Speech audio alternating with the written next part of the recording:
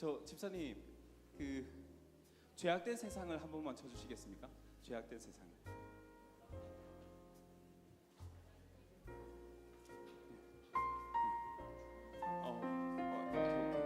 예, 예.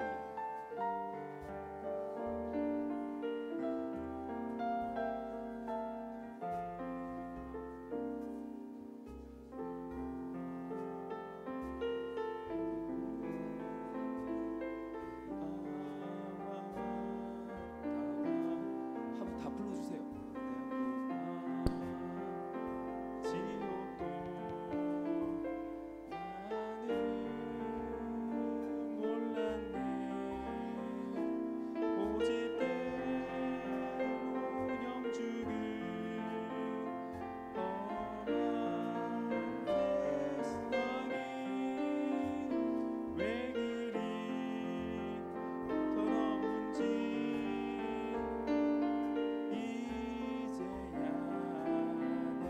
이건 알거든. 불 속에라도 들어가서 불 속에라도 들어가서 세상에 널리 전하리 주의 사랑을. 잠시 기도하고 하나님의 찬양으로 영광 올려드리겠습니다. 사랑과 은혜가 풍성하신 우리 하나님 아버지 감사합니다. 주의 은혜로 또 주일에 하나님께 찬양으로 그리고 주님의 말씀을 들으며 아버지 하나님 그리고 예배를 드립니다. 하나님 아버지 이 예배 가운데 함께하여 주시고 주의 성령께서 함께하여 주셔서 온전히 하나님께 영광되는 귀하고 복된 예배의 시간이 될 수 있도록 주의 성령께서 역사하여 주시옵소서. 감사합니다. 예수 그리스도의 이름으로 기도드립니다. 아멘.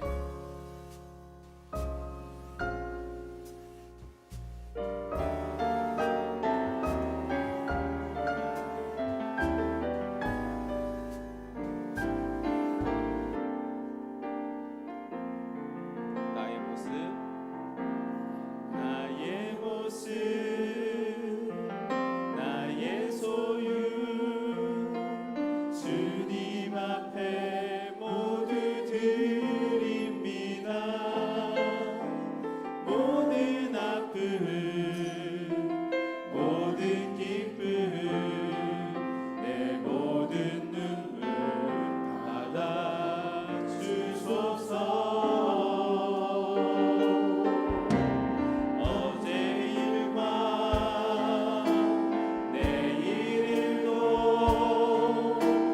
순과 이만 모두 드립니다. 모든 소망, 모든 계획, 내 손과 마음 받아 주소서.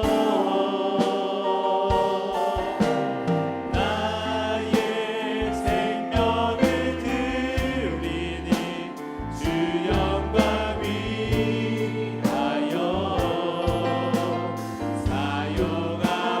사용하옵소서. 내가 사는 날 동안에 주를 찬양하며 기쁨의 제물 되리. 나를 받아주. 다시 한번 찬양하겠습니다. 나의 모습, 나의 소유. 나의 모습, 나의 소유, 주님 앞에 모두 드립니다. 모든 아픔, 모든 기쁨, 내 모든 눈물 받아 주소서.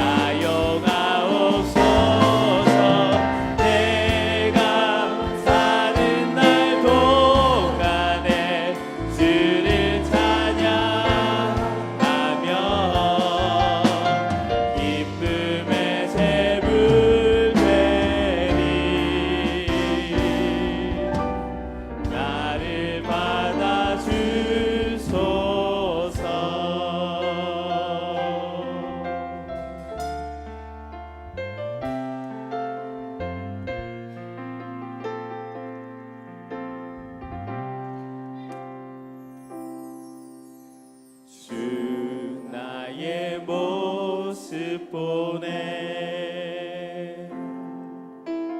상한 나의 맘 보시네 주 나의 눈물 안에 홀로 울던 맘 아시네 주 사랑 내게 있네 그 사랑이 날 채우네 주 은혜 내게 있네 그 은혜로 날 세우네 세상 소망 다 사라져 가도 주의 사랑은 끝이 없으니 살아가는 이 모든 순간이 주 은혜임을 나는 주 나의 모습 보내 모습 보내 상한 나의 맘 보시네 주 나의 눈물 안에 홀로 울던 나 가시네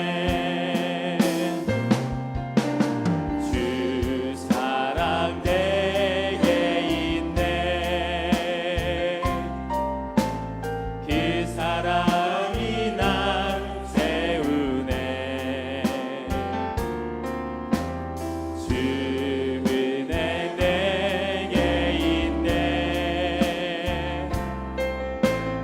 그 은혜로 날 세우네 세상 소망 다 사라져 가도 주의 사랑은 끝이 없으니 살아가는 이 모든 순간이 주 은혜임을 세상 소망 다 사라져가도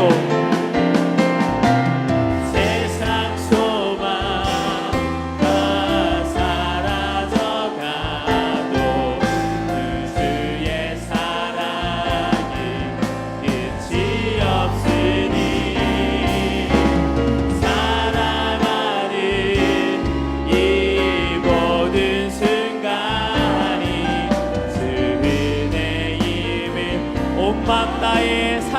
사랑합니다. 온 마음 다해 사랑합니다. 온 마음 다해 주 알기 원하네. 내 모든 삶 당신 것이니 주만 섬기리. 온 주님과 함께하는 이 고요한 시간 주님의 보좌 앞에 내 마음을 쏟네. 모든 것 아시는 주님께 감출 것 없네. 내 맘과 정성 다해 주 바라나이다. 온 마음 다해 사랑합니다. 온 마음 다해 주 알기 원하네. 내 모든 삶 당신 것이니 주만 섬기. 나 염려하지 않아도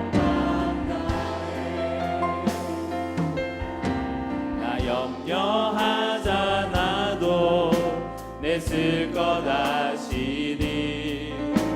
나 오직 주의 얼굴 구하게 하소서.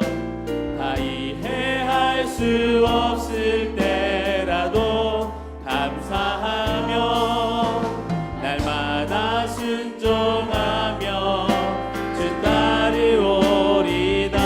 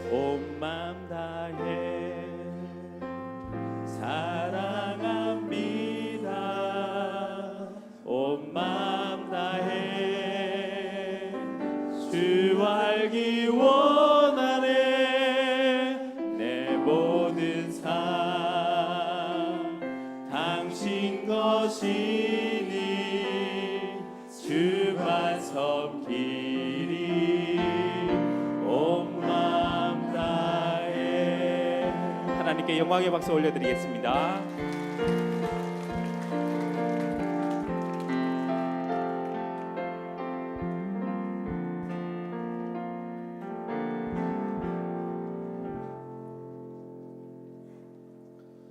앞뒤 좌우로 인사하겠습니다. 사랑하며 축복합니다. 사랑하며 축복합니다. 할렐루야. 그의 성소에서 하나님을 찬양하며 그의 권능의 궁창에서 그를 찬양할지어다. 아멘.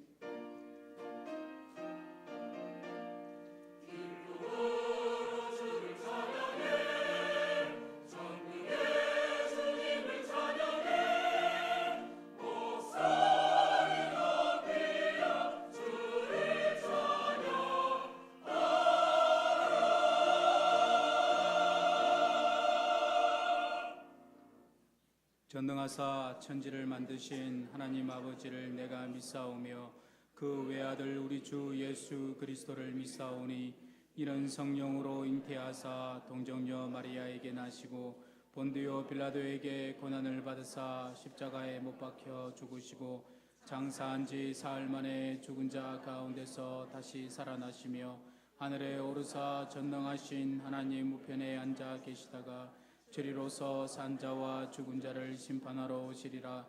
성령을 믿사오며 거룩한 공예와 성도가 서로 교통하는 것과 죄를 사하여 주시는 것과 몸이 다시 사는 것과 영원히 사는 것을 믿사옵나이다. 아멘. 한 주간의 삶을 돌아보며 참회의 기도를 드리겠습니다.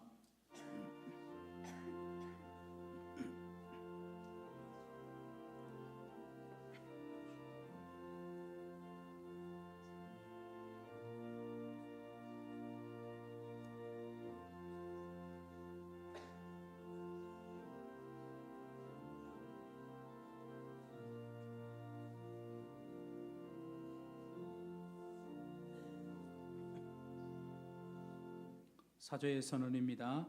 만일 우리가 우리 죄를 자백하면 그는 미쁘시고 의로우사 우리 죄를 사하시며 우리를 모든 불의에서 깨끗하게 하실 것이요. 아멘.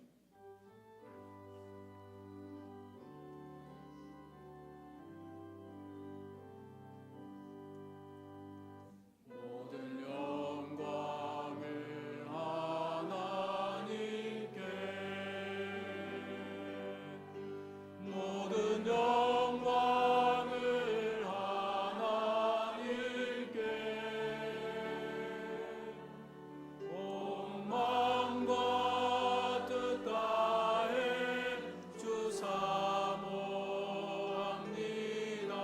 모든 영광을 하나님께.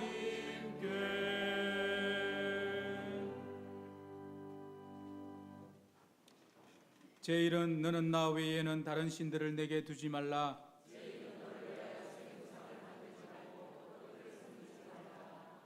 제 3은 너는 내 하나님 여호와의 이름을 망령되게 부르지 말라. 제 5는 내 부모를 공경하라. 제 7은 간음하지 말라. 제 9는 내 이웃에 대하여 거짓 증거하지 말라. 아멘.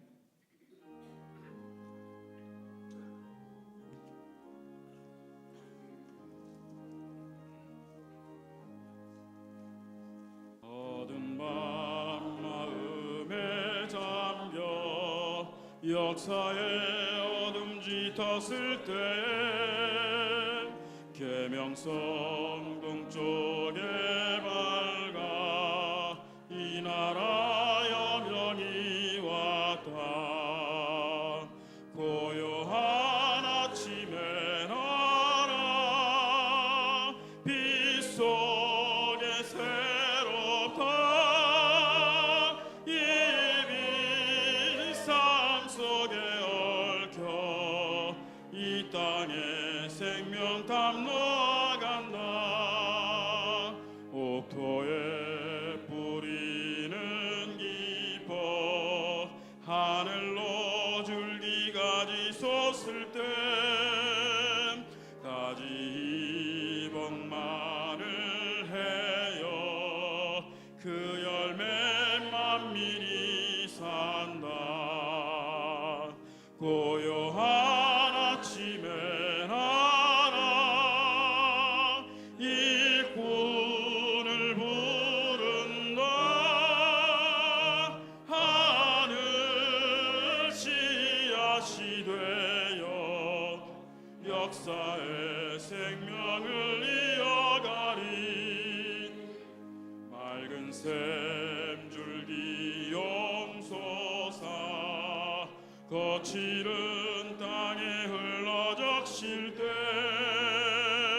기름진 푸른 벌판이 눈앞에 활짝 트인다. 고요한 아침에 나라 새 하늘 새 땅아 길이 꺼지지 않는 인류의 횃불 되어 타거라.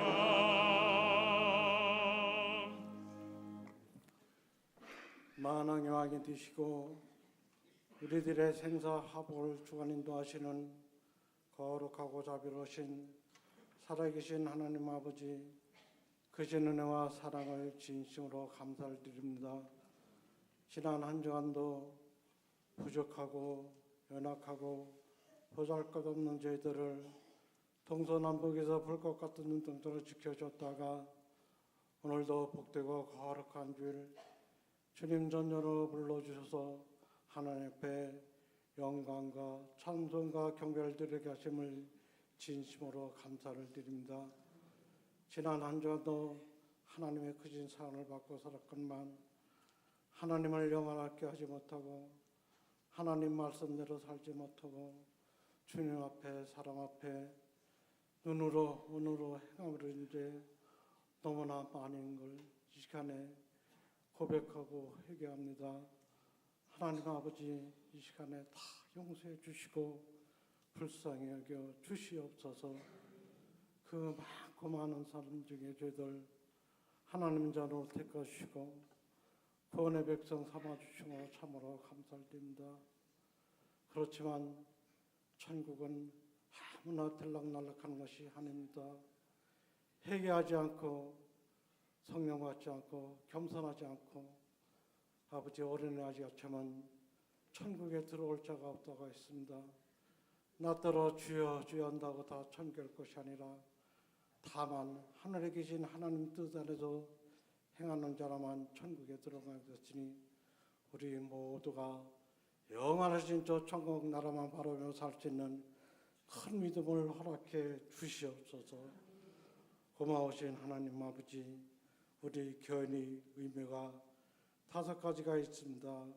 공립에, 주일립에, 오입에, 수요기도에 있습니다. 헌금의 의무, 11조와 주일헌금무, 성의헌금이 있습니다. 전도, 영혼권을 위하여 헌신하는 의무가 있습니다. 봉사, 교회 내의 활동을 위한 섬김이 있습니다. 교회 치리에 복장하는 의무가 있습니다. 우리 이 모두 5가지를 의무를 잘 지켜서 동참하고 참여할 수 있는 큰 믿음을 부어주시기를 간절히 빌고도 원합니다. 우리 담임 목사님, 우리 하늘교회 지금까지 보내주셔서 이렇게 하늘나라를 위해, 하늘교회를 위해, 성도들을 위해 이렇게 30여 년 동안 이렇게 애써 수고하시고 고생하셨습니다. 우리 목사님 날마다 영간에 강구를 해주고 생과 새 건설을 부어 주시옵소서. 지금도 몸이 연약한 데 있습니다. 불편한 데 계십니다. 우리 목사님 피곤한 손으로 안수해 주시고 빠른 시내에 앉게 될 수 있는 은총을 내려 주시옵소서. 우리 아버지, 우리 목사님, 우리 하늘교회에서 원로 목사로 초대하시고 우리 은퇴식도 하나님께서 잘 준비하게 도와주시고 피차간에 서로 서운하지 않게 하나님께서 잘 진행될 수 있고 하나님 도와 주시옵소서. 우리 후임 목사님, 우리 오계강 목사님, 우리 하나님께서 인정해 주시고 우리 성도들 인정해 주셔서 이렇게 80% 이상 아버지의 좋은 결과를 주셨습니다.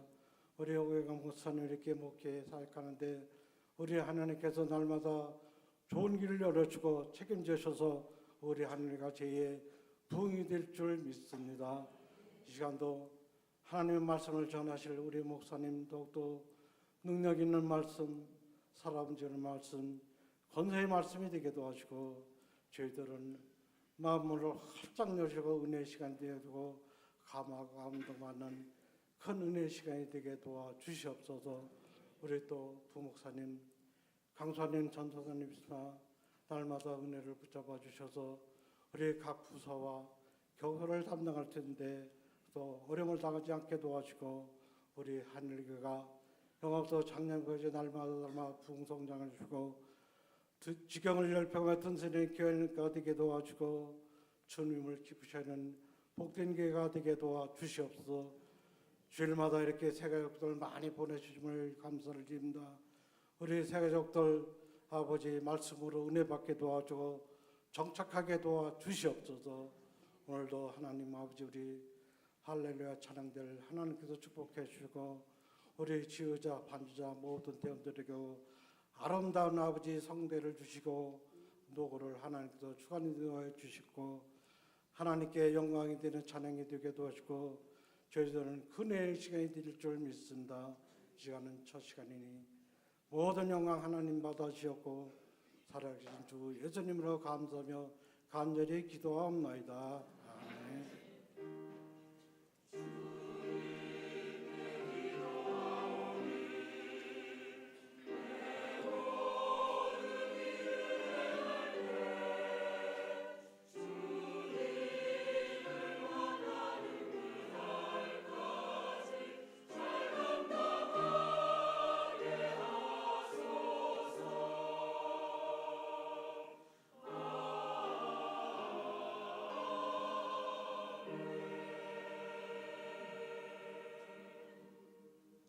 다 함께 일어서서 성경 봉독합니다. 오늘 우리에게 주시는 하나님의 말씀은 누가복음 9장 57절에서 62절 말씀입니다.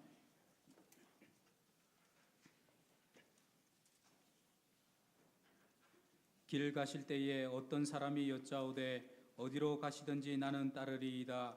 예수께서 이르시되 여우도 굴이 있고 공중의 새도 집이 있으되 인자는 머리 둘 곳이 없도다 하시고 또 다른 사람에게 나를 따르라 하시니 그가 이르되 나로 먼저 가서 내 아버지를 장사하게 허락하옵소서. 이르시되 죽은 자들로 자기의 죽은 자들을 장사하게 하고 너는 가서 하나님의 나라를 전파하라 하시고 또 다른 사람이 이르되 주여 내가 주를 따르겠나이다마는 나로 먼저 내 가족을 작별하게 허락하소서. 예수께서 이르시되 손에 쟁기를 잡고 뒤를 돌아보는 자는 하나님의 나라에 합당하지 아니하니라 하시니라. 아멘.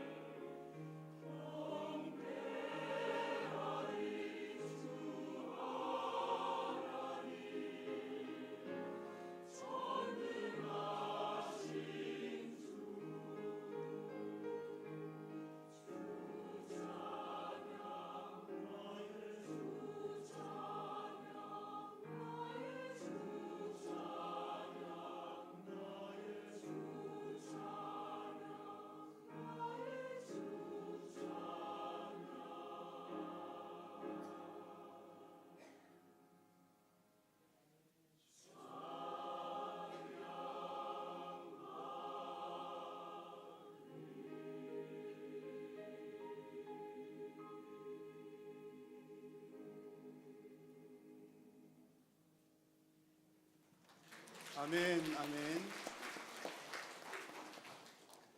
감사합니다. 우리 하나님께서 할렐루야 찬양대에 찬양을 기뻐 받으신 줄로 믿습니다. 오늘 이 시간 여러분 하나님께 예배하러 나오셨는데 여러분들이 정성을 다하여서 우리 하나님 앞에 올려드리는 그 예배를 우리 하나님께서 기뻐 받으실 줄로 믿습니다. 여러분 말씀 받으실 때도 정말 하나님 말씀 받아서 또 내 심령을 새롭게 변화시켜서 또 우리 하나님께 영광 올려드려야 되겠다, 그런 마음으로 이 시간 또 함께 은혜 나누는 시간 될 수 있기를 바랍니다. 여러분 오늘이 무슨 날인지 아시죠? 주일이잖아요. 네, 6.25 그러면 6.25 그러면 그 요즘에 이제 이제 아이들 있잖아요. 학생들 아이들은 6.25 그러면 잘 모르는 아이들이 꽤 많나 봐요. 그리고 이제 몇 년도에 일어났는지 모르는 학생들도 꽤 많다는 얘기를 들었습니다. 그래서 오늘 한국 전쟁 발발 몇 주년? 67주년이나 되었습니다. 67주년. 우리 앉아 계신 권사님들 가운데 그때 기억나시는 분 계시죠? 아마 이제 여러분 우리 이제 80 이상 되신 90세 이상 되신 권사님들 계시거든요. 생생하게 기억이 나실 것 같고요. 80세 이상 되신 분들도 기억이 많이 있으실 것 같고, 60 이상 되신 분들도 이제 그 이후에 어려운 시기를 아마 지나오셨기 때문에 아마 이제 그 전쟁 이후의 어려움들 아마 많이 가지고 계실 것 같습니다. 그래서 오늘 이제 한국 전쟁 기념일인데 우리 6월 달만 되면 사람들이 이제 애국심이 막 높아집니다. 6월 달 이제 전쟁이 일어났던 날이기도 하고, 또 그러니까 또 나라에서도 매스컴에서도 이제 그런 관련들을 많이 다루니까 아마 1년 1월 달부터 12월 달 중에 가장 애국적인 달이 6월 달 아닐까 생각합니다. 제가 딱 뵙기에도 여러분 눈이 이제 애국심으로 가득 차 있습니다. 네, 그런 것 같습니다. 여러분 우리나라 사랑하십니까? 네, 사랑하시죠? 네, 그 우리나라 국가보훈처에서 이제 이런 조사들을 합니다. 우리나라 나라를 얼마나 사랑하는가 그런 것을 조사를 하는데 2016년도에 조사했던 걸 올해 1월 달에 발표를 했습니다. 해마다 하는 것 같은데요. 다행스럽게도 해마다 조금씩 나라 사랑하는 지수가 올라갑니다. 그래서 작년보다 2015년보다 2016년도가 0.8점 올라서 78.9점이라고 합니다. 나라 사랑하는 마음이 대체로 이렇게 많이 있는 것 같습니다. 참 감사한 일이죠. 여러분 중에 만약에 이제 같은 조사에서 만약에 전쟁이 일어났다, 그러면 전쟁이 일어나면 싸우러 가겠느냐? 라는 질문을 또 했어요. 조사를 했더니 여러분 여기 계신 여러분 중에 전쟁이 나면 나 전쟁터에 나가겠다. 손 한번 들어보시죠. 네, 우리 허공욱 집사님, 안수 집사님 드셨고, 예, 오금탁 집사님 등등, 예, 제 이름 다 못 불려드려 죄송합니다. 여러 많으신 분들께서 하셨는데 이제 이거 조사했더니 우리나라 사람들 중에도요 전쟁이 일어나면 가겠다 그런 게 이제 뭐 여러 가지 항목들이 있는데 78.1%나 되는 사람들이 여기 조사에서는 78.1%나 되는 분들이 전쟁 나면 내가 나라를 위해서 싸우겠다 그런 답변을 했다고 합니다. 대단한 일이죠. 그렇습니다. 여러분 왜 전쟁이 나면 나가서 싸울까요? 나라를 사랑하니까, 또 내 나라 지켜야 되니까. 그렇잖아요. 내가 태어난 나라이고 내가 속한 나라이니까 나라를 사랑해 하는 마음으로 가서 이제 싸우겠다 그렇게 하는 것 같습니다. 자, 그러면 여러분 이런 면에서 볼 때 애국심이라고 하는 것은 정말 얘기만 들어도 아주 참 숭고한 가치, 고귀한 가치가 있는 단어 같습니다. 사랑의 종류가 참 많은데요. 뭐 친구끼리도 사랑하고, 뭐 가족들도 사랑하고, 또 내가 어떤 물건이나 어떤 환경들도 사랑하고, 여러 가지 사랑한다는 표현을 할 수가 있는데, 나라를 사랑한다는 이야기는 정말 아주 좀 숭고한 높은 차원의 사랑 같아요. 왜냐하면 설문조사나 또 여러분들 많은 분들이 손을 드셨던 것처럼 목숨을 걸고 내가 나라를 사랑하겠다 하는 분들이 많으시기 때문에 그렇습니다. 그런 면에서 보자면 애국심이라고 하는 단어가 아주 숭고한 단어인 것 같습니다. 자, 그런데 좀 혼란스러운 부분도 있습니다. 우리는 우리나라에서만 살아서 그런데 정말 애국심 그러면 정말 애국심이 최고지, 애국심 좋은 거야 이렇게 얘기할 수가 있겠는데 한 번 더 곰곰이 생각해 보면 어떤 사람들에게는 애국심이 좋은 것이지만 어떤 사람에게는 그들의 애국심이 다른 사람 어떤 누군가에게는 혐오감이 될 수도 있습니다. 예를 하나 들어볼게요. 여러분 여기 어딘지 혹시 아시는 분 있으신지 모르겠습니다. 네? 일본 다녀오신 분들은 다 아시니까 여기 왜 가셨대요? 여기가 어떤 곳인 줄 아시고 일본 도쿄에 있는 야스쿠니 신사 저는 안 가봤습니다. 제가 찍은 사진 아니고요. 신사라고 하는 것은 일본의 토속 종교, 토속 신들을 모신 종교 시설, 신당 같은 곳이 신사입니다. 도쿄에 있는 야스쿠니 신사인데 야스쿠니 신사에는 어떤 신들이 모셔져 있냐면 천황을 위해서 싸우다가 죽은 사람들이 신이 되어서 여기 모셔진다. 이렇게 생각을 하는 겁니다. 여러분 천황을 위해 싸운 사람들은 어떤 사람들일까요? 천황을 위해서 죽은 사람들은 어떤 사람들이죠? 전쟁 나가서 이렇게 싸우다가 죽은 사람들 아닐까요? 그러면 여러분 우리 입장에서 한번 그 생각을 해보십시오. 일본이 우리나라에 옛날에 와가지고 그쵸 점령하고 이렇게 못 살게 굴고 또 많은 사람 죽이고 학살하고 그랬습니다. 우리 입장에서 볼 때는 일본이라고 하는 지나간 얘기, 지난 과거입니다만 과거의 일본은 어떤 존재이죠? 완전 우리 민족의 원흉이잖아요. 원수 중에도 그런 원수가 없죠. 옛날 과거에. 지금도 그렇습니까? 그랬는데 보십시오. 그 당시에 우리를 점령하고 괴롭힐 때 그 당시에 우리한테는 원수이지만 그 나라에서는 그런 사람들이 어떤 사람입니까? 애국자잖아요. 애국자. 그래서 애국이라고 하는 참 그 고귀하고 숭고한 단어인데 누구에게는 그게 좋은 의미이지만 누구에게는 아픔이 될 수도 있다는 그런 얘기입니다. 지금도 세계 곳곳에서 보면 테러들이 막 일어나죠. 테러하는 사람들 다 목숨을 걸고 합니다. 왜 목숨을 걸고 테러를 하죠? 나라 사랑 혹은 그들의 종교 사랑 때문에 그렇습니다. 그들은 사랑의 마음으로 하는 것이 다른 사람들에게는 정말 대단한 혐오감을 주는 일이 되기도 한다는 얘기입니다. 한 나라 안에서도 애국심은 각각 다른 양상으로 나타날 수가 있습니다. 얼마 전까지 우리나라 안에서도 촛불과 태극기가 이렇게 좀 맞서 있었습니다. 자, 여러분 절대로 대답은 하지 마시고 마음속으로만 한번 대답을 해보십시오. 여러분 태극기가 애국자입니까? 촛불이 애국자입니까? 절대로 말하시면 안 됩니다. 큰일 납니다. 이제 다 지나갔는데 뭐 지금 큰일 나요. 여러분 태극기가 애국자인가요? 촛불이 애국자인가요? 제가 볼 때는 그 두 부류가 다 나라를 사랑하는 마음으로 길거리로 나왔다고 생각을 합니다. 그런데 이제 드러나는 양상은 좀 다른 거죠. 여러분 제가 이렇게 드리고자 하는 말씀은 뭐냐면 애국심이라고 하는 것 우리가 가장 고귀하게 생각하는 것인데 또 나라 사랑이라고 하는 것 참 너무나 존귀한 일인데 그럼에도 불구하고 그 나라 사랑 애국심이라고 하는 것이 완전한 사랑은 아니로구나.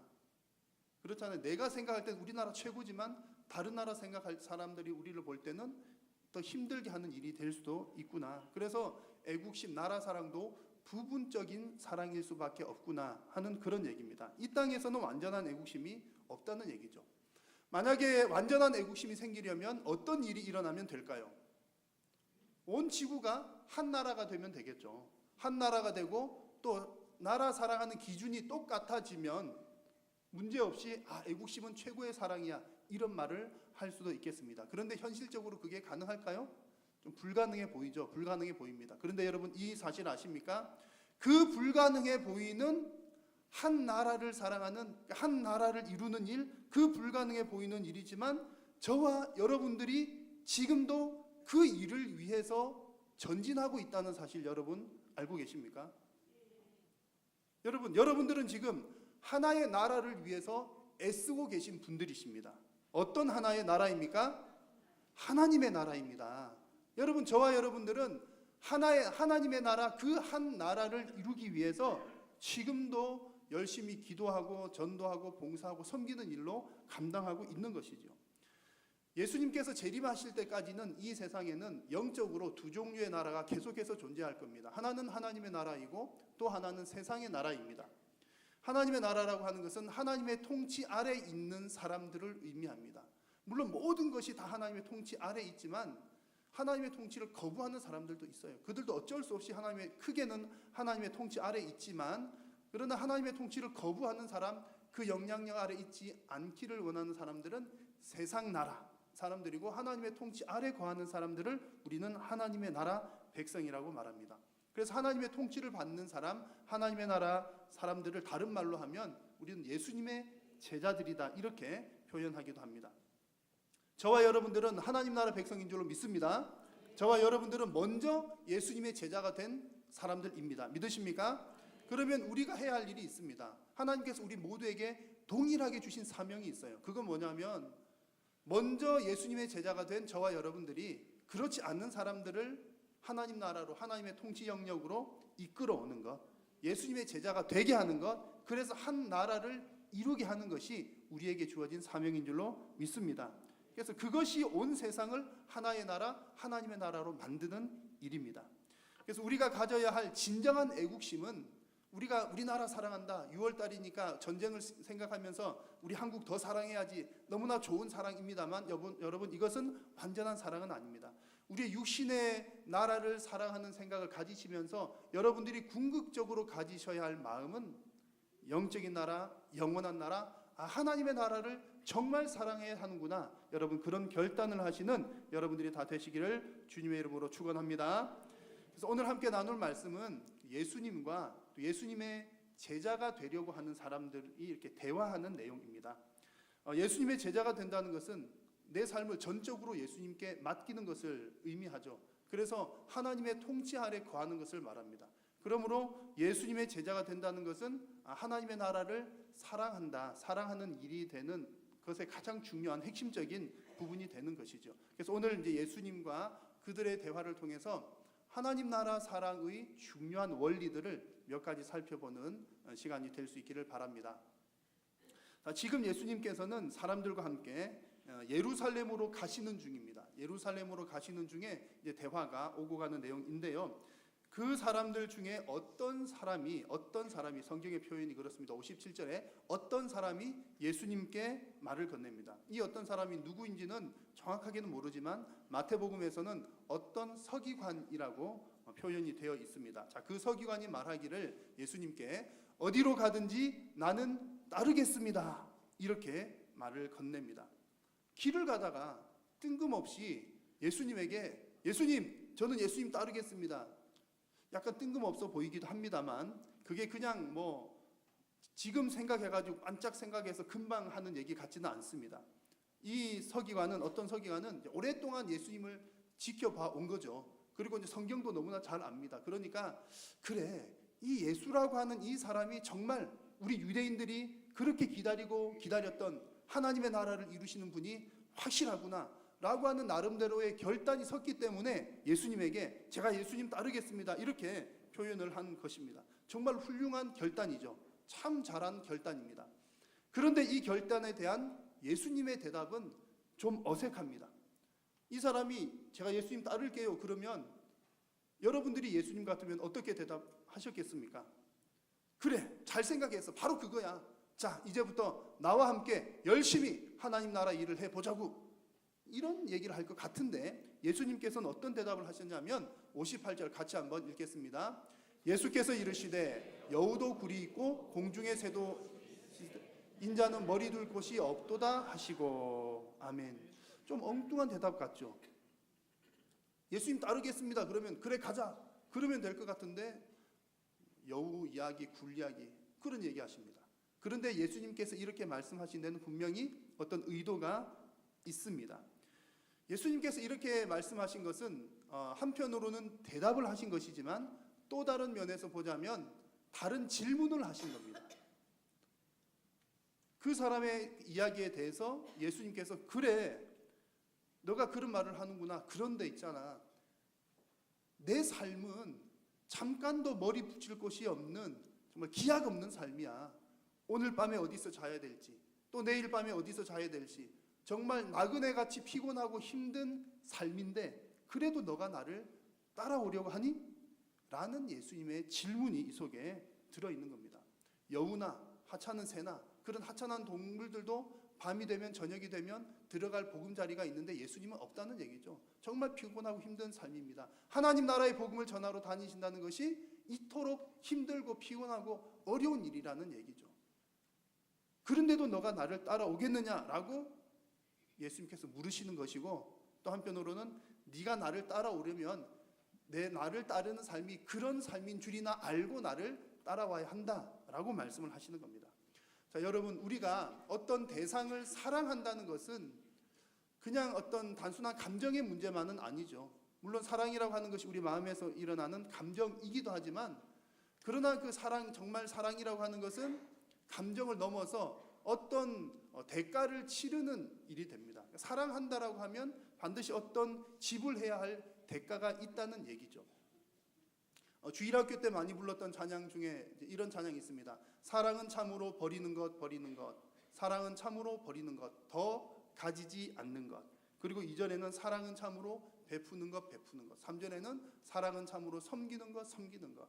4절에는 사랑은 참으로 다 주는 것, 다 주는 것. 이 찬양 여러분 아시죠? 사랑은 그냥 말로만 하는 것이 아니라 어떤 대가가 치루어져야 한다는 그런 얘기입니다. 여러분, 이제 부모님들 가운데 학생 자녀를 두신 부모님들 계시죠? 중학생이나 고등학생 자녀를 두신 부모님들은 자녀들 뒷바라지를 위해서 정말 열심히 일하십니다. 아이들 뭐 학원도 보내야 되고 뭣도 해야 되니까 정말 열심히 아이들 뒷바라지 하죠. 엄마는 아이들 학원비를 벌려고 알바하시고, 아빠는 빚을 져가면서도 아이들 또 학원 보내시고. 그래서 이제 뭐 더러더러 이렇게 자녀를 많이 두신 분들이 하신 말씀이, 자녀를 키울 때는 어쩔 수 없이 빚을 지게 돼요. 그런 말씀들을 제가 종종 듣게 됩니다. 다행히 아이가 공부를 잘해서, 내가 막 이렇게 투자를 많이 해서 공부를 잘하면 뭔가 이제 수익이 있는 것처럼 느껴지겠지만, 그렇지 않더라도 부모님들은 어떻게 하죠? 아이들 쏟아붓습니다. 그냥 해줘요.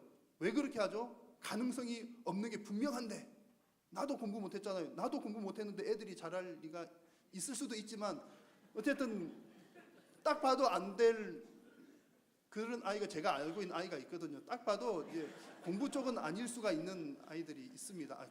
가능도 한데요. 그래도 부모님들은 하잖아요. 이것도 해보고 저것도 해보고 하는 이유가 뭡니까? 사랑하니까 대가를 지불하는 겁니다. 또 이제 연로하신 부모님을 두신 또 자녀분들도 그렇죠. 여러분, 소위 말한 약장수 있죠. 약장수, 몸에 좀 뭐 판 거, 자 이거 먹으면 뭐 이렇게 뭐가 뒤집어집니다, 이렇게 약장수들이 있거든요. 근데 이제 간혹 가다가 보면 귀가 얇은 분들이 계셔요. 제가 고백하는 것은 아니고, 그래가지고 약장수가 쫙, 약에 대한 설명을 쫙 하면, 야 저거 먹으면 정말 다 낫겠다, 이런 느낌이 확 옵니다. 그래가지고 이제 그 들으시다가 여러분 중에도 아마 그런 분들 많이 계실 거예요. 딱 누가 약장수 약을 딱 팔 때, 야 저거 먹으면 우리 어머니 괜찮아지시겠다, 아버지 괜찮아지시겠다. 이제 여러 번 쏘가도 봤지만 왠지 하니까는 그 지금 어머니 불편하신 거, 아버지 아프신 거 생각하니까 저거 좀 사다 드리면 좋겠어, 그렇게 해드리잖아요. 또 드셔보면 효과가 없는 경우도 있지만, 그래도 그렇게 하는 이유가 부모님을 사랑하니까 희생, 대가를 치르는 그런 일이라는 겁니다. 자, 사랑이라고 하는 것은 이처럼 뭔가 대가를 치르는 행위가 사랑입니다. 자, 그렇다면 하나님의 나라를 사랑하는 예수님의 제자가 된다는 것은 두말할 나위가 없죠. 여러분, 하나님 사랑하십니까? 그렇다면 대가를 치르셔야 합니다. 어떤 대가를 치릅니까? 우리가 예수님을 따른다는 것이 내가 어떤 영화를 얻거나 내가 나에게 무슨 이익이 되거나 그런 일이 아닙니다. 오히려 예수님을 따르는 일은 예수님께서 말씀하신 것처럼 머리 둘 곳조차 없는 피곤하고 힘든 일입니다. 그것이 예수님을 따르는 일이죠. 그럼에도 불구하고 우리가 하나님 나라를 사랑하고 예수님의 제자가 되고 예수님을 따르는 것은 사랑하니까, 내가 사랑도 받았고 또 하나님 사랑하니까 그 일을 하는 겁니다. 그래서 예수님께서 하시는 말씀은, 이 사람에게 대답하신 것은 이런 의미를 담고 있죠. 나를 따르는 삶이 이렇게 힘든 일이니까 너가 신중하게 결단을 하라, 그런 말입니다. 신중하게 결단을 하라는 말은 뭐 할까 말까 이렇게 고민하라는 그런 의미가 아니고요. 이 일은 이렇게 힘들고 어렵다는 사실을 네가 분명히 알고 마음의 결단을 단단하게 하라, 그런 얘기입니다. 이 길은 결단코 쉬운 일이 아닌 것을 네가 분명히 알아라. 그래서 마음의 결단을 단단히 하라, 그런 이야기입니다. 여러분, 이런 결단이 있어야 가다가 힘든 일, 어려운 일이 있을 때 그 길이 흔들리지 않게 되죠. 그래서 여기 계신 저와 여러분 모두도 다 우리가 하나님 사랑하는 일에 있어서 확고한 결단으로 그 어떤 일이 일어나더라도 하나님 나라를 끝까지 사랑하시는 예수님의 제자들이 다 되시기를 주님의 이름으로 축원합니다. 자, 이제 하나님 나라의 사랑의 이제 두 번째 중요한 원리입니다. 자, 예수님께서 길을 가십니다. 이제 예수님 또 다른 어떤 사람에게 예수님께서 말을 건네십니다. 자, 59절 말씀에서 예수님께서 또 다른 사람에게 말씀하시기를 나를 따르라 이렇게 이야기를 하십니다. 자, 그 사람의 대답은 무엇입니까? 그 사람이 대답하기를 그가 이르되 나로 먼저 가서 내 아버지를 장사하게 하옵소서.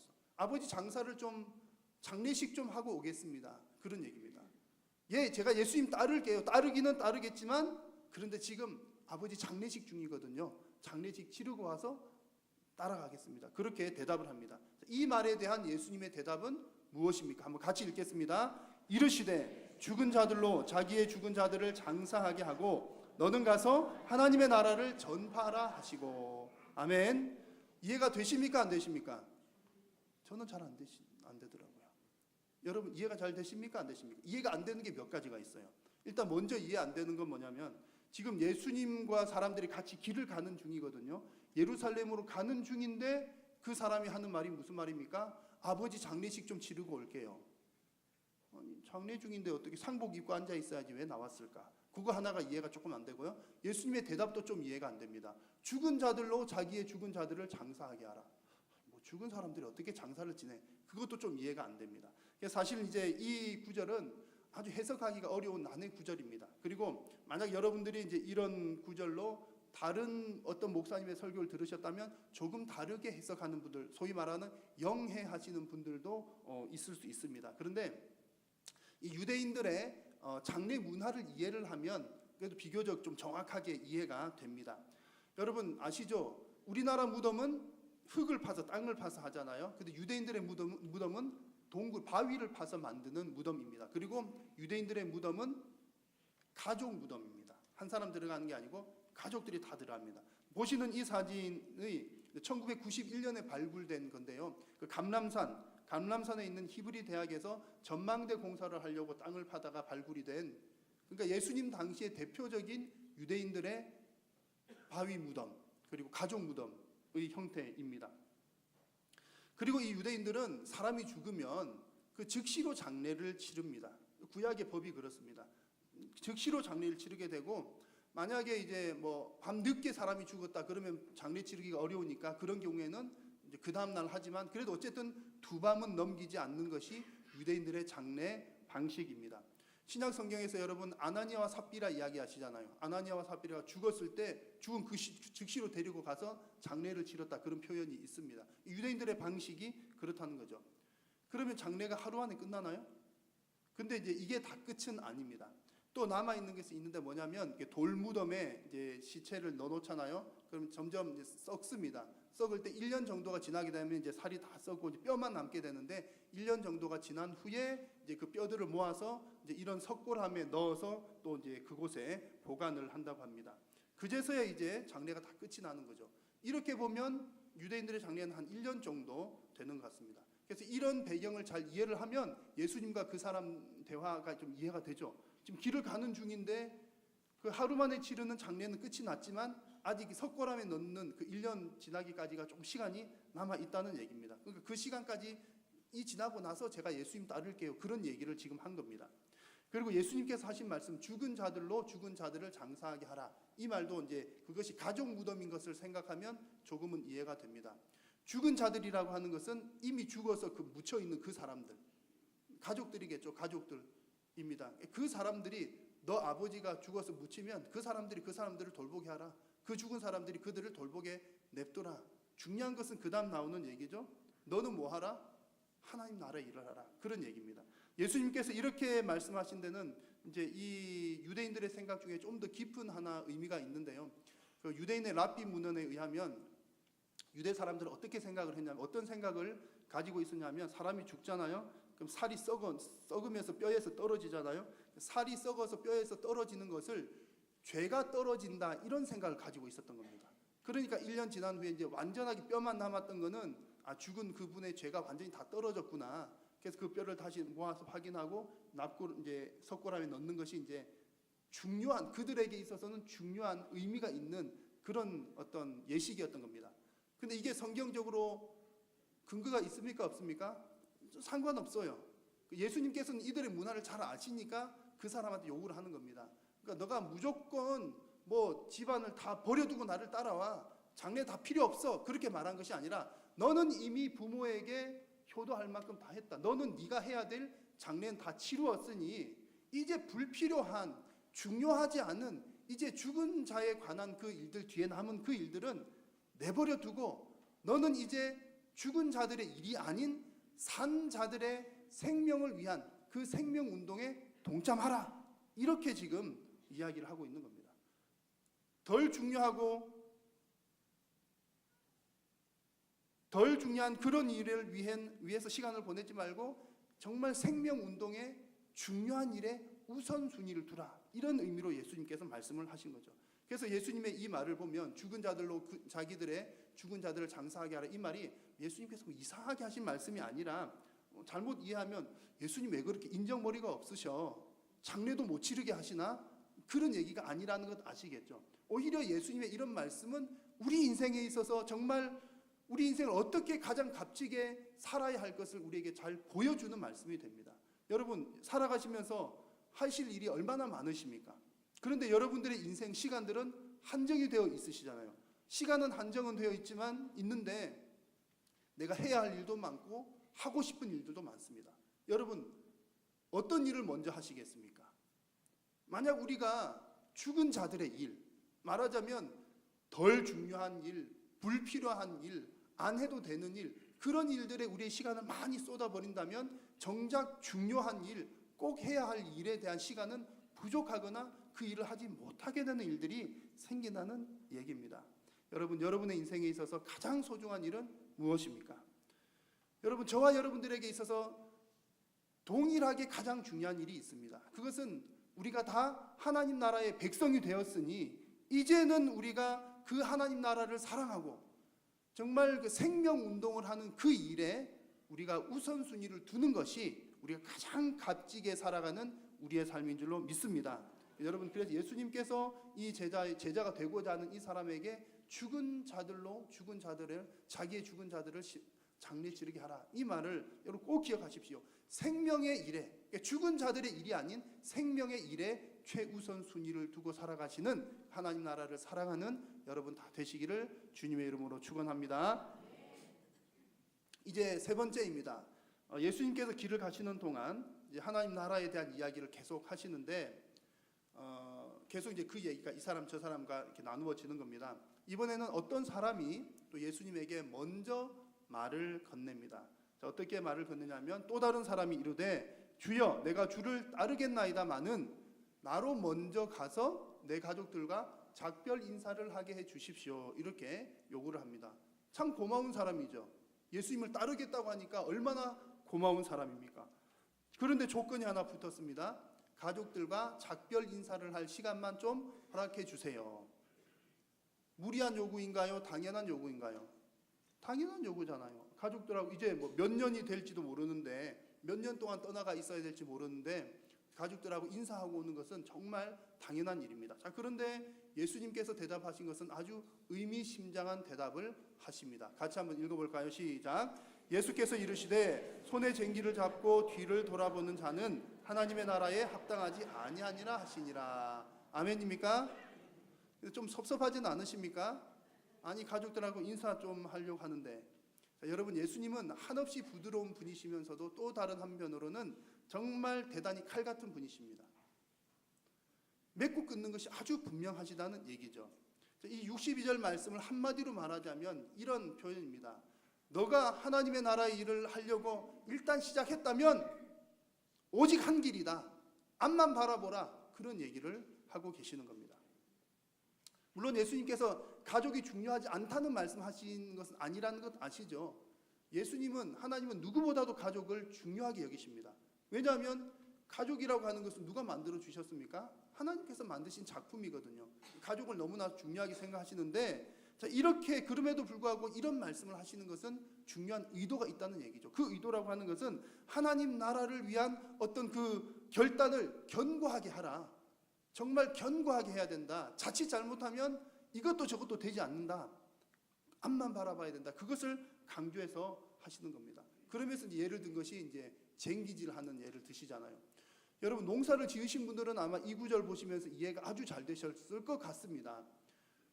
이제 이렇게 밭을 갈 때 쟁기질을 하는 사람은 절대로 뒤를 돌아보아서는 안 됩니다. 왜냐하면 뒤를 돌아보면 밭갈이가 제대로 되지 않기 때문이죠. 물론 베테랑들은 된다고 그러실지도 모르겠습니다. 근데 이제 우리나라 상황과 또 이스라엘 상황은 또 다릅니다. 우리나라는 그래도 흙이 많아서 얘가 흙이 받쳐주니까 뭐 이렇게 좀 돌아봐도 괜찮을지 모르겠습니다만 이스라엘 같은 경우는 이제 땅을 얇게 팝니다. 얇게 밭을 갈기 때문에 정말 자칫 잘못하면 얘가 금방 이렇게 길이 어긋나게 된다는 그런 얘기죠. 그래서 정말 쟁기질을 하는 사람은 오직 앞만 바라봐야 정상적인 쟁기질이 된다는 그런 얘기입니다. 이런 의미를 생각해 볼 때 예수님께서 왜 이런 말씀을 하셨는가를 알 수가 있죠. 하나님 나라를 생각하고 예수님의 제자가 되기로 결단을 했다면 이제 더 이상 갈등하거나 후회하거나 또 주변 사람들의 눈치를 보아서는 안 된다는 얘기입니다. 그렇게 되면 밭을 제대로 갈 수 있다 없다? 제대로 갈 수 없다. 하나님 나라의 일을 제대로 할 수 있다 없다? 할 수가 없다는 것을 말씀을 하시는 거죠.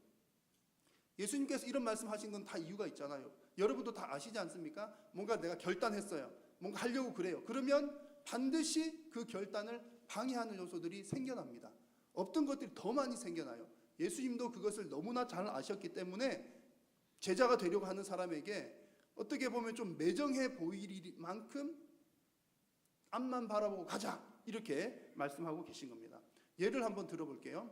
우리가 하나님 나라의 일 그러면 너무 광범위하고 많지만 그 중에서 구제하는 일, 구제를 베푸는 일, 물질로 남을 도우는 일도 하나님 나라의 소중한 일입니다. 그래서 어느 날 이제 여러분들이 성경을 쭉 읽으시다가 잠언 22장 9절 선한 눈을 가진 자는 복을 받으리니 이는 양식을 가난한 자에게 주민이라 이런 말씀을 보시면서 그렇구나. 정말 우리가 가지고 있는 양식을 가지고 가난한 사람들에게 나누는 것은 선한 눈을 가지고 있는 거구나. 하나님께서는 이런 마음을 기뻐하시는구나. 이런 이제 은혜를 쫙 받으시면서 그래 결단해서 나도 이제 구제하는 일에 한번 열심히 해보자.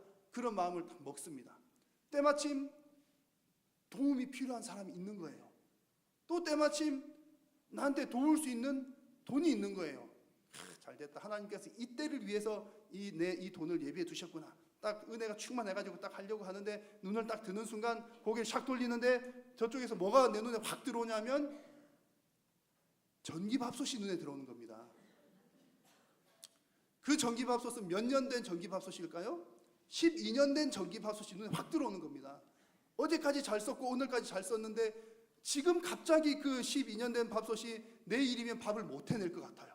고장 날 것 같고 지금까지 쌩쌩해 보였는데 이제 아주 낡아 보이는 겁니다. 마음에 갈등이 오기 시작하죠. 이 돈을 내가 누구 돕기로 했는데 전기밥솥이 더 급한가? 우리 집 양식도 중요한데 그런 경험 아마 많이들 있으실 것 같습니다. 내가 뭔가 결단했는데 그 결단을 흔드는 요소들이 많아요. 또 여러분 우리가 이제 전도하는 일도 하나님 나라의 일에 너무나 중요한 일이잖아요. 전도하는 일. 그래서 이번에도 하나님 말씀을 읽다가 디모데후서 말씀을 쭉 읽다가 너는 말씀을 전파하라 때를 얻든지 못 얻든지 항상 힘쓰라 말씀 보면서 그래 맞아 내가 너무 안일하게 살았어. 정말 때를 얻든지 못 얻든지 내가 직장에서나 가정에서나 정말 어디서든지 복음을 전하는 삶을 살아야겠어. 이것이 하나님 나라의 일이야 라고 결단을 합니다. 막상 우리 현실은 참 힘들잖아요.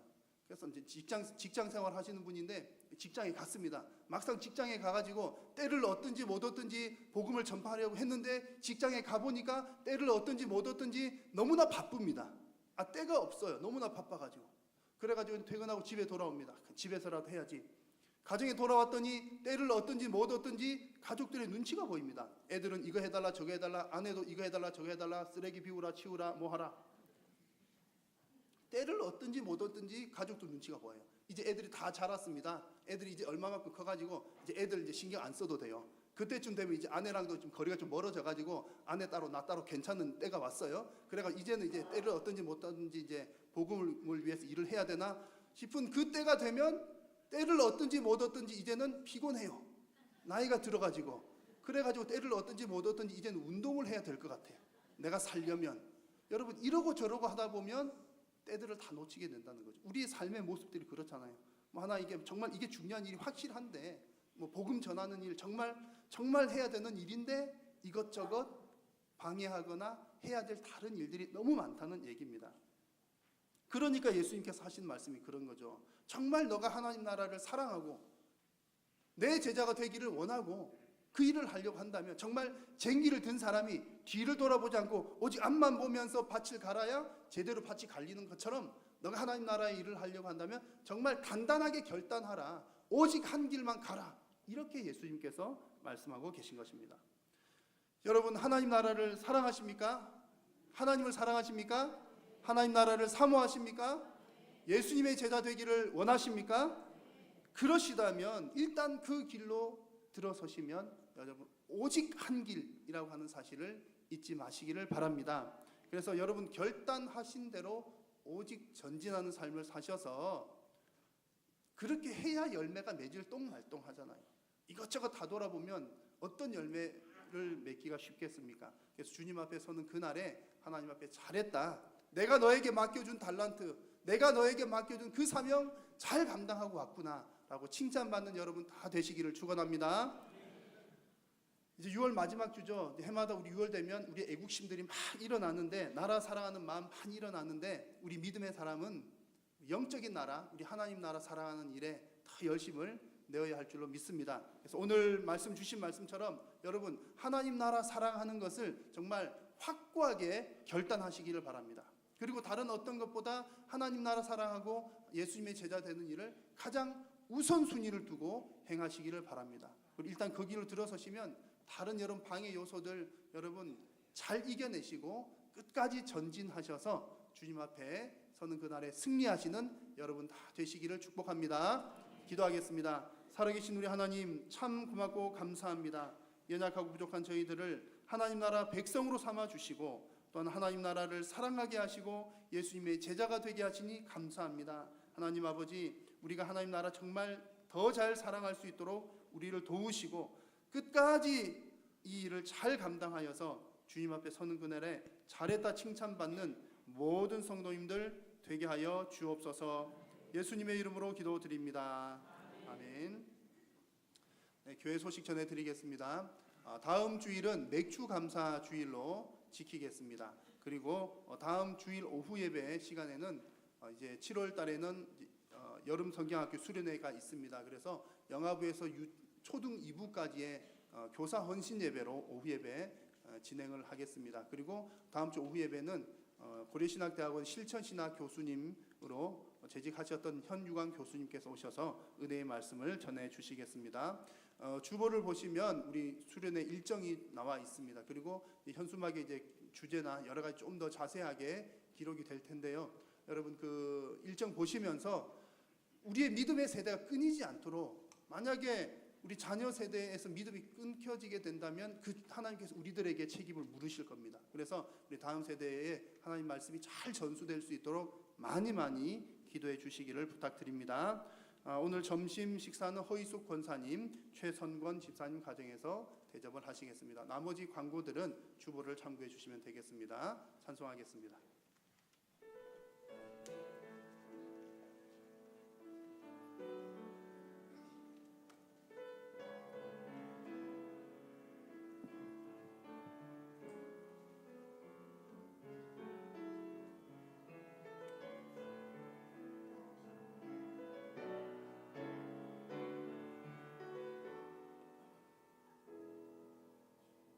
예전부터 날 누르는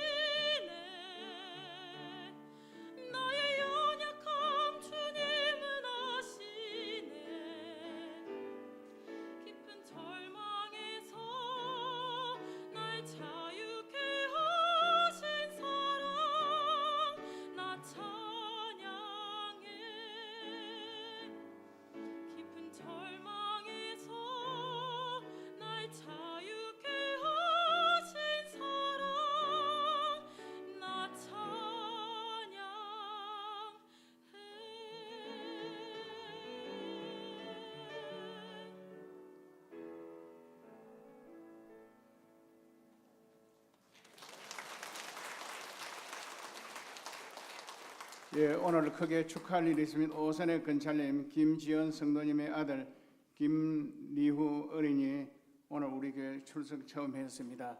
축복 기도를 하겠습니다. 한번 기도를 하겠습니다. 사랑이 많으시고 은혜가 풍성하신 살아계신 우리 하나님 아버지, 하나님의 크신 은혜를 무한히 감사드립니다. 우리가 주님의 자녀로서 자리를 지켜 예배 드릴 수 있도록 하심을 감사합니다. 이 시간 예배에 나와 주님 앞에 11조를 봉헌합니다. 감사, 선교, 장학, 구제, 기타 여러 예물들을 주님 앞에 드려오니 주님 기뻐 받아주시고 마음껏 축복해 주시기를 원합니다. 이 예물에 쓰일 때에 하나님 나라 크게 남 교회 크게 부흥발전 성장하도록 역사해 주옵소서. 오늘 귀한 가정에 우리 김리후 하나님 이 땅에 보내 하나님께 감사드리면 리후가 잘 자라게 해주시고 몸이 건강케 해주 지혜가 충만한 명철이 충만하도록 도와주시고 성령으로 충만한 어린이가 되게 하여 주옵소서. 가정에 큰 복이 되게 해주시고 가문을 빛내고 민족 국가를 위해서 하나님을 위해 크게 쓰임받는 어린이가 되도록 주님의 무한 하나님 축복해 주시기를 간절히 원합니다. 예수님의 이름으로 기도하옵나이다. 아멘. 우리 주 예수 그리스도의 크신 은혜와 아버지 하나님의 무한하신 사랑하심과 성령님의 교통하심과 위로하심과 충만케 하심과 넘치도록 크게 축복의 역사가 오늘 예배는 우리 성도들 모두 가정과 하시는 모든 일들을 위해 영원 무궁토록 함께 있을지어다. 아멘.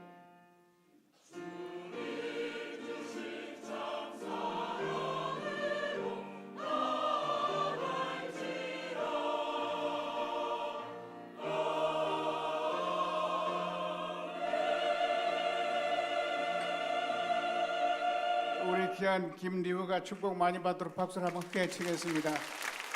교회에서 금 1봉을 드립니다.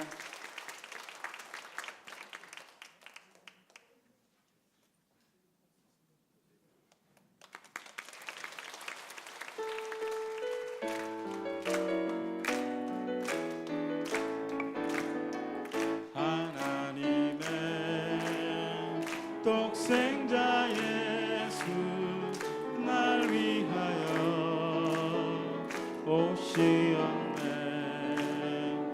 내 모든 죄 사시려고 십자가 지셨으나 다시 사셨네. 살아계신 주 나의 참된 소망 두려움이 사라지네. 사랑의 든 내가 길 인도하니 내 모든 삶의 기쁨 늘 충만하네. 전도선교위원회 광고 있습니다. 전체 회의가 본당에서 바로 있습니다. 회원님들께서는 모두 참석해 주시면 감사하겠습니다. 한 주간도 말씀으로 승리하시기 바랍니다.